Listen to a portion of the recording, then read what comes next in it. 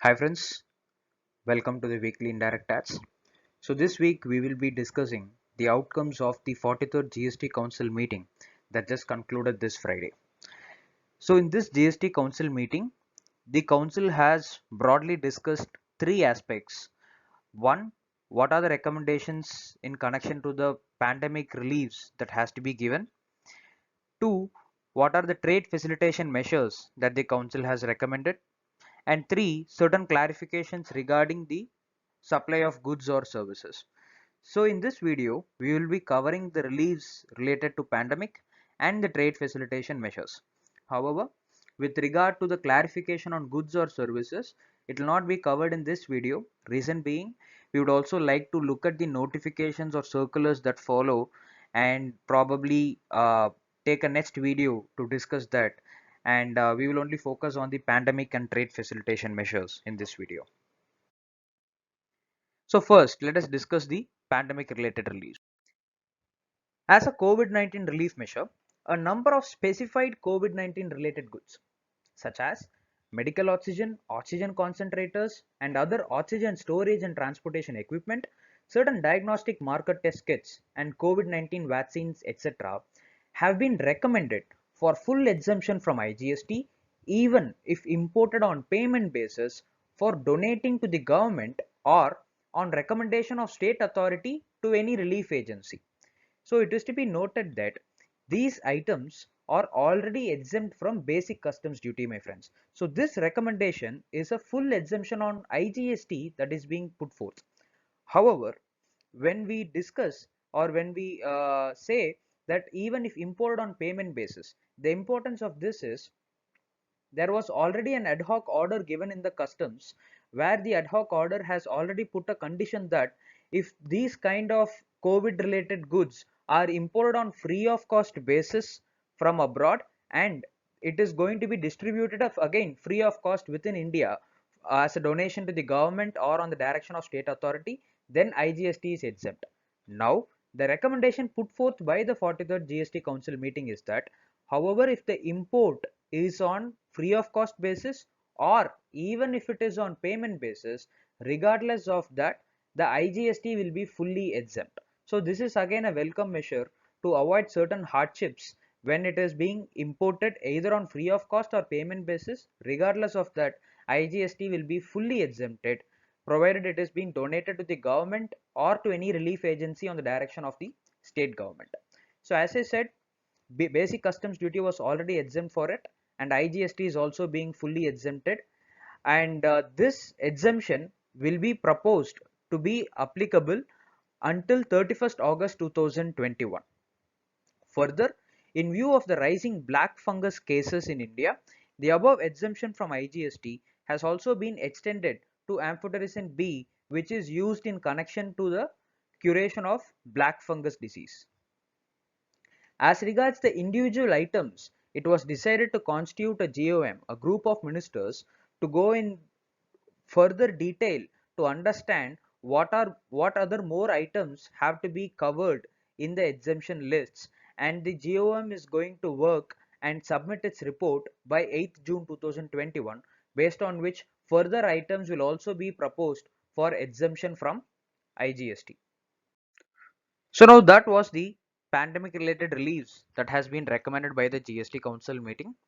Now there has been an amnesty scheme that has also been recommended in this GST Council meeting, whereby if any taxpayer has not filed his GSTR 3B returns for the period starting from July 2017, the date when GST was implemented, my friends, till April 2021, if any taxpayer has missed to file their GSTR 3B returns for any period in between July 17 to April 2021, they can make use of this amnesty scheme and file the GSTR 3B returns from 1st June 2021 till 31st August 2021. However, the taxpayers will be divided into two for this amnesty scheme purpose. That is, those taxpayer who does not have any tax liability for the said periods. So if they are only going to file a nil GSTR 3B return and they don't have any tax liability during these periods, In that case, as per the amnesty scheme, the late fee for such delayed filing of GSTR 3B returns will be capped to a maximum of INR 500 per return, which includes 250 CGST and 250 SGST. So the maximum late fee per return will only be 500 rupees for those tax periods where there is a nil liability. Similarly, for other taxpayers who have some tax liability to be reported in those tax periods, then in those cases, the late fee will be capped to a maximum of INR 1000 per return, which is again 500 CGST and 500 SGST. So this has come out as an amnesty scheme only for those taxpayers who are willing to file their GSTR 3B returns within 1st June 2021 through 31st August 2021. So all the taxpayers who have not filed their GSTR 3B returns during July 17 to April 2021 can make use of this amnesty scheme to get a waiver or a concession on the late fees that will be applicable on such delayed filing. So if not for this amnesty scheme, then a taxpayer can be charged a late fee of up to 5,000 CGST and 5,000 SGST, which can go even up to 10,000. So this amnesty scheme provides relief uh, to such delayed filing of GSTR 3B returns right from start of GST, that is July 2017 till April 2021, with the only condition that it has to be filed now starting from 1st June 2021 to 31st August 2021. Now, the next topic to discuss is rationalization of late fee under section 47. So, the GST Council has recommended that the late fee under section 47 has to be commensurate with the type of taxpayer. So, a rationalization has to be brought in as to how much late fee has to be paid based on the uh, type of taxpayer. Let's say if a taxpayer who is only filing a nil return is being filing his GSTR 1, 3B or the respective returns in a delayed manner. In that case, the GST Council has recommended that the late fee should be capped at a maximum of INR 500. So let's say the GSTR 1 has been delayedly filed. The late fee can be less than 500 or equal to 500, but it cannot exceed 500. A cap has been proposed for such delayed filing of nil returns of GSTR 1, GSTR 3B and GSTR 4. The maximum late fee is 500 per return. So this late fee is made up of CGST and SGST, that is 250 plus 250. However, for other taxpayers whose previous year annual aggregate turnover is less than 1.5 crores or 1.5 crores to 5 crores or exceeding 5 crores. So this is the slab in which the taxpayers are divided for the purpose of late fees based on the recommendation made by the council, and the late fee has been capped for each slab. Let's say for GSTR 1 and 3B, in the case of delayed filing of these returns, the maximum late fee that can be charged for a taxpayer whose previous year aggregate turnover did not exceed 1.5 crore was is proposed to be 2000 per return. So the maximum late fee per return of GSTR 1 or 3B cannot exceed 2000. Similarly, for those taxpayers whose previous year annual aggregate turnover is more than 1.5 crores but not exceeding 5 crores, then in those cases the maximum late fee that can be levied is only 5000 per return of 1 or 3B. So this is also made up of CGST and SGST. So it is 2500 plus 2500. However, for those taxpayers whose previous year annual aggregate turnover is exceeding 5 crores, then their late fee will be capped at 10,000 per return, which could be GSTR 1 or GSTR 3B, and it is made up of 5000 CGST and 5000 SGST.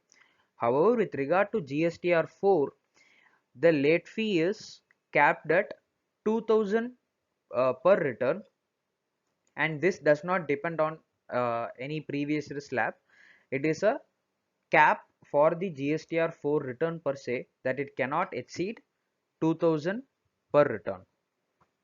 Also, for GSTR 7, a return to be filed by those who deduct TDS, the late fee is proposed to be 50 per day of delay, and the maximum late fee can be 2000 per return. So this is also not a slab wise capping, but it has been for the return GSTR 7. The important thing to note is that the press release states that the above late fees that we discussed is applicable for prospective tax periods only. So which could be June or July 2021, etc. So we need to look into the notification or circular that is going to follow this council meeting to understand how this gets implemented. So the next part of the discussion is the COVID-19 related reliefs given to the 3B returns for March, April, May 2021. And for this purpose, the taxpayers are divided into two: small taxpayers and large taxpayers. So small taxpayers are those taxpayers whose annual aggregate turnover does not exceed 5 crores, and for those who exceeds 5 crores are considered as large taxpayer. So now first let's look into the small taxpayers relief that has been proposed for March 2021. So for March 2021, the due date to file GSTR 3B is 20th April 2021. However, if the return is filed within 15 days from the date of due date, that is within 5th May 2021, then the taxpayer can file the GSTR 3B without payment of any interest. That is, a nil interest is applicable for 15 days from the due date of March 2021. However, 45 days from the said 15 days, if the return is being filed, that is 19th June 2021, then a concessional interest of 9% will be applicable in place of 18%, and till 19th June 2021, the March return can be filed with a 9% interest. Similarly, for April and May 2021, the dates have been the interest rates have been reduced. So for April 2021, 15 days from the due date, that is till 4th June 2021, the returns can be filed with nil interest, and for 30 days thereafter, that is till 4th July 2021, the returns can be filed with 9% interest, and for a period after 4th July 21, the interest has to be calculated at 18%, my friends. That is applicable for all the 3 months. So beyond this period, interest will be calculated at 18%. Similarly, for May 2021, for the first 15 days after the due date, the return can be filed with nil interest. However, for 15 days after the that period, that is till 20th July 2021, it can be filed with 9% interest. So the one important thing to note is that till this 9% interest timeline is over, or within that timeline, late fees will not be applicable, my friends. So the return can be filed without payment of any late fees. However, if it is filed beyond the timeline of 9% interest, then late fees will also be applicable. Similarly, for composition scheme taxpayers who are filing their return for the March quarter, the the interest is also applicable in a similar fashion, where within 15 days from the due date, they can file their return in CMP 08 without payment of any interest, and for 45 days thereafter with a 9% interest. So this is the relaxation given for March, April and May for small taxpayers. Now let us look into the large taxpayers whose aggregate turnover is more than 5 crores. So here the relaxation is given only for May 2021 in this council meeting recommendation, whereby only a concessional rate of 9% is given to such taxpayers for if filed within 15 days from the due date. So for May 2021, the due date being 20 June 2021, if the return is filed within 5th July 2021, then the interest will be calculated only at 9%. However, please note that if it is beyond this period, then the interest will still be applicable at 18%, and the same late fee provision for small taxpayers will also apply for large taxpayers.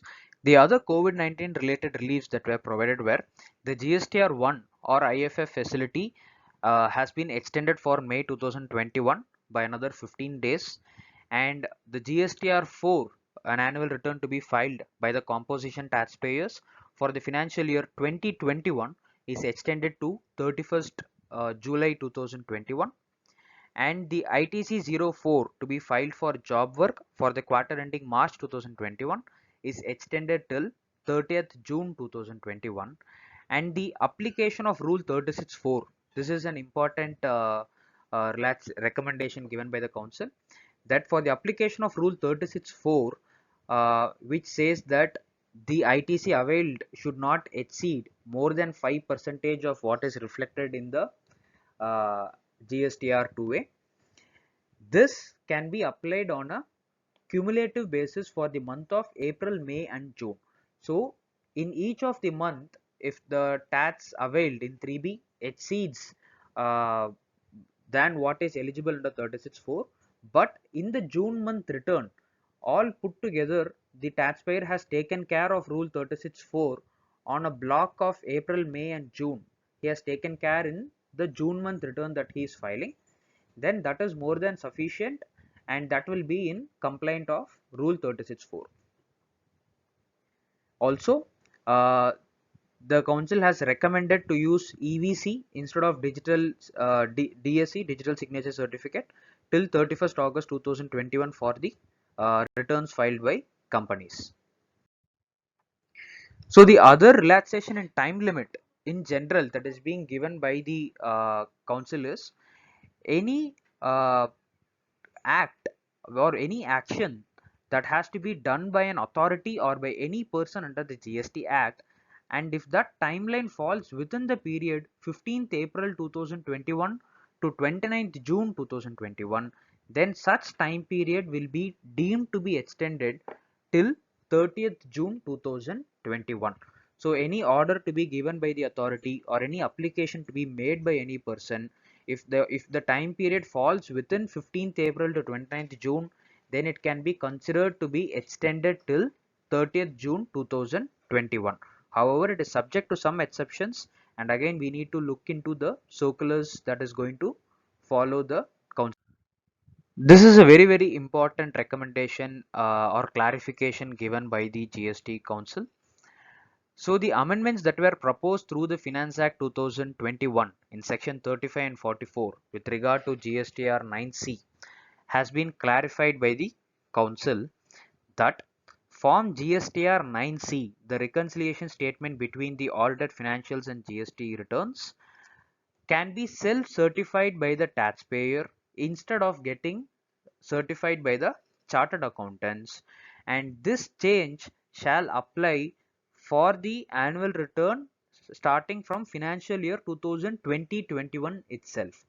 So however, please note friends that the council has mentioned that the form GSTR 9C is to be self-certified instead of getting it certified by the chartered accountants. So the reconciliation statement in 9C and the annual return in GSTR 9, everything remains the same, but it is only that instead of a certification by a chartered accountant, the reconciliation now will become a self-certification document. So still a reconciliation would be required to be carried out, but it need not be necessarily certified by a chartered accountant, and it has been converted into a self-certified reconciliation statement starting from financial year 2020-21 itself. And the filing of annual return in GSTR 9 is optional for taxpayers whose aggregate annual turnover does not exceed 2 crores. Similarly, the reconciliation statement in Form GSTR 9C for FY 2021 is required to be filed by those taxpayers whose annual aggregate turnover exceeds 5 crores. So for those taxpayers who are below 5 crores, they need not even file a self-certified reconciliation statement. It is not required.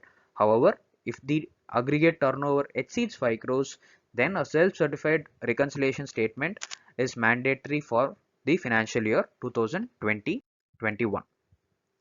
So another important recommendation given by the GST Council in the 43rd meeting is retrospective amendment in Section 50 of the CGST Act with effect from 1st July 2017, providing for payment of interest on net cash basis to be notified at the earliest. So there were a lot of confusions regarding the payment of interest on uh, on the net cash basis. Should it be considered as retrospective or not? So the council has reiterated its recommendation to make it retrospective from 1st July 2017 that interest should be paid on the net cash basis only, and it has recommended to notify this amendment at the earliest. Also, another key amendment or key recommendation is that the certain provisions of the act has to be amended to make the present system of GSTR 1 or 3B return filing as the default return filing system in the GST. This is also one of the important recommendation, considering that the originally envisaged 1, 1A, GSTR 3, etc. are not in vogue. To uniform these discrepancies or difference in the practical implementation and the original text of law, this recommendation is also pivotal when we consider it from a legal standpoint. So these are the key outcomes that we wanted to cover from the 43rd GST Council meeting. Hope it would have been useful to all of you. However, as I said, we have not covered the clarification on goods or services supplies that has been clarified by the council. However, we will be providing a link of the press release given by the GST council in the description box. Please go through the recommendations or clarifications given, and if you have any queries regarding to those, please feel free to share or post in the comment section. And also any ideas or suggestions for improvement with regard to our weekly updates also, please feel free to share your feedback in the comment section, so we'll try to reply to your comments. And if you had liked the video, please like, share and subscribe to the channel and pass it on to your friends to stay updated on the indirect tax.